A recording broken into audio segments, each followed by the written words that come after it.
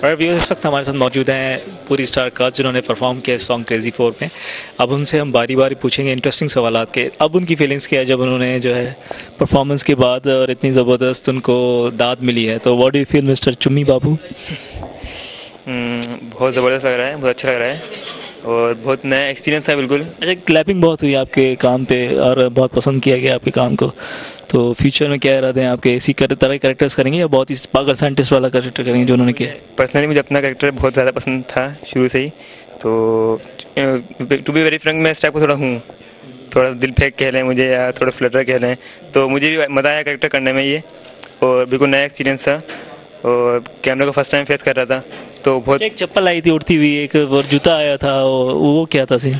वो सीन कुछ यूँ था कि वो थोड़ा सा मैं शुरू से नर्वस बहुत था, तो मैं ऐसे ही एक्ट नहीं कर पा रहा था, तो बिहाइंड द कैमरा में तो बहुत बोल रहा था कि यार कोई मसला नहीं है, कर लूँगा, बहुत इजी होता है, लेकिन जब कैमरा फेस किया तो बहुत ज़्यादा मैं कंफ्यूज था, तो बार बार रीटेक हो रहे थे मेरे, तो सलमान भाई को गुस्सा आ गया थोड़ा सा मेरे ऊपर, तो इस वजह से वो एक। अच्छा, कैसे डायरेक्टर हैं सलमान, कैसे डायरेक्टर हैं ये पता है? नहीं, नो डाउट बहुत ज़बरदस्त, बहुत क्रिएटिव पर्सन है सीरियसली, और बहुत मज़ा आया हमेशा काम करने के साथ। उनका गुस्सा कैसा होता है? गुस्सा जो होता है वो जायज़ ही होता है, क्योंकि जब हम लोग सही तरह परफॉर्म नहीं कर पा रहे होते, एक चीज़ समझाई जा रही है कि इसको उस तरह से करना है, उसको लेके चलना है इस तरह से, तो हम लोग नहीं कर पाते या बहुत ज़्यादा उसको मजाक में ले लेते हैं, तो फिर ऐसे गुस्सा आता है। अच्छा, वसीम आपसे मैं थोड़ा सवाल करूँगा, एक क्वेश्चन करूँगा कि एनिमेशन में आपके पास सारा काम था, जो भी एडिटिंग मेरे ख्याल में, अगर मैं सही कह रहा हूँ तो आपने अपने काम पे ज़्यादा तवज्जो दी या दूसरों लोगों को भी जो कर रहे थे, एक्ट कर रहे थे, उसको ज़्यादा इंपॉर्टेंस दी? बेसिकली तो मैंने अपने काम को ही मकसद जहन में रखना था, लेकिन जब हम शूट कर रहे थे तो हमें सबसे पहले मुझे अपने कैरेक्टर में बिल्कुल रहना था। उस वक्त मैं एज अ एडिटर नहीं, एज अ एक्टर, तो मुझे अपने मकसद कैरेक्टर में मुझे वही सारी क्रेजीनेस, वही सारी जो आप कहेंगे कि एक पागल साइंटिस्ट की क्या सिचुएशंस होती है, तो मैं उस वक्त वैसे ही फील करता था। और एक लाइटली के मकसद वो इस टाइप का था कि जो भी हाथ होते थे उसके उसी वक्त वो फ़ौरन रिएक्ट करता था, अपनी चीज़ों को फ़ौरन लोगों पे अप्लाई करता था। तो शुरू में तो शूटिंग में तो फिर हम सारे इस तरीके से थे, फिर नेक्स्टली मकसद सेकंड कैरेक्टर मेरा एडिटर का था, फिर एडिटिंग में फिर एडिटिंग के सेंस से मतलब पॉइंट ऑफ व्यू से काम करना था, पर उसमें फिर ये कि ऑल ओवर सबको फोकस रखना पड़ता था कि किसी की वैल्यू कोई डाउन ना हो जाए, कोई वीक पॉइंट हमारा रह ना जाए, या कहीं से हम कोई ऐसा लूज पॉइंट हम अपनी तरफ से ना जाने दें कि जिसकी रिएक्शन कोई टेक्निकल पर्सन हमारे को आसानी से। तो हमने तो अपनी तरफ से मकसद पूरी कोशिश करी कि as a editor, as a actor के मकसद अपना फुल स्ट्रेंथ दे सकें, और लोगों ने मकसद उसको अप्रिशिएट भी करा। आप बताएं, आपकी परफॉर्मेंस जो थी अभी, क्लैपिंग बहुत हुई जब ये सॉन्ग डिस्प्ले हुआ, तो आपकी फीलिंग्स क्या हैं अब? फीलिंग्स तो बिल्कुल नो डाउट कोई वर्ड्स ही नहीं है उस फीलिंग्स के लिए, तो बाकी ये है कि हमारा एक्सपीरियंस बहुत अच्छा रहा, यादगार रहा, और पहले एक्सपीरियंस जितना यादगार और इतना हमें अप्रिशिएट किया जाए तो फिर इंशाल्लाह हम ज़रूर और ट्राई करेंगे इसके अंदर। बाकी फीलिंग्स तो मेरी बहुत अच्छी हैं। अच्छा, मेकअप पे कितना टाइम लगा?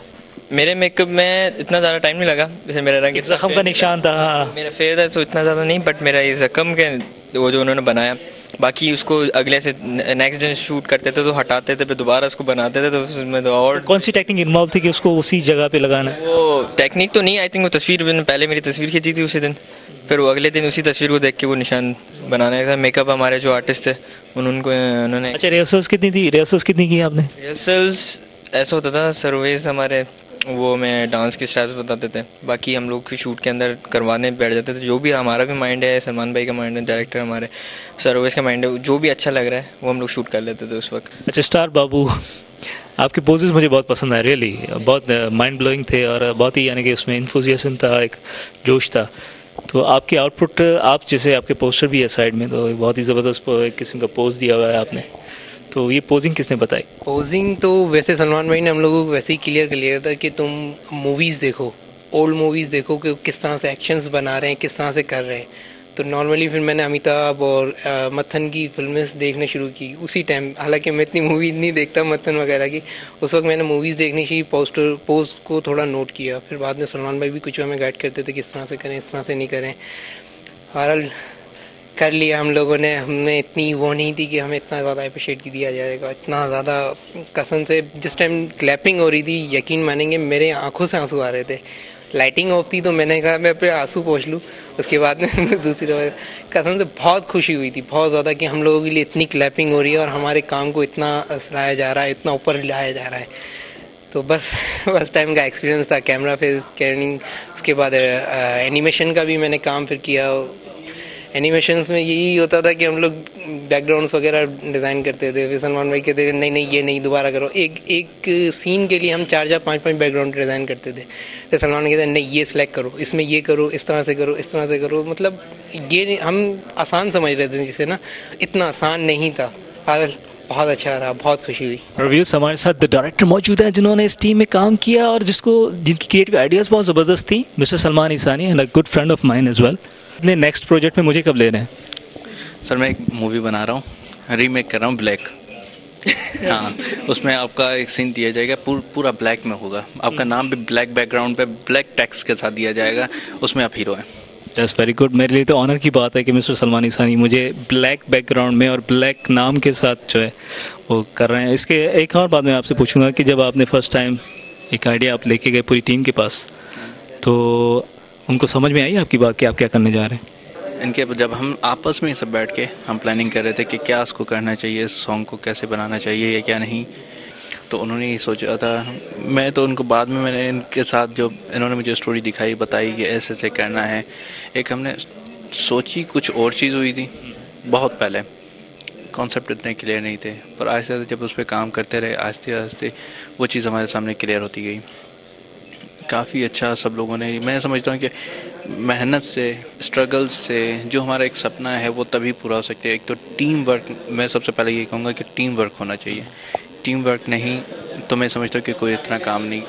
और आपस में अंडरस्टैंडिंग, मेन चीज़ अंडरस्टैंडिंग की है, टॉलरेंस, एक दूसरे को बर्दाश्त करना। हाँ, ये बात है। मैं वही कह रहा हूँ ना कि काफ़ी हमारी प्रॉब्लम्स हुई स्टार्टिंग में। जब कैरेक्टर्स की बात आ रहे थे कि हमने कैरेक्टर्स को लिया था, अशब को हमें, अशब के बाद अशब ने काफ़ी उदास हो के, यार कैसे कहते हैं, डर गया था कि मैं वो कैरेक्टर कर ही नहीं पाऊँगा, मुझसे डांस नहीं होगा, कुछ भी नहीं होगा, मैं नहीं कर पाऊँगा।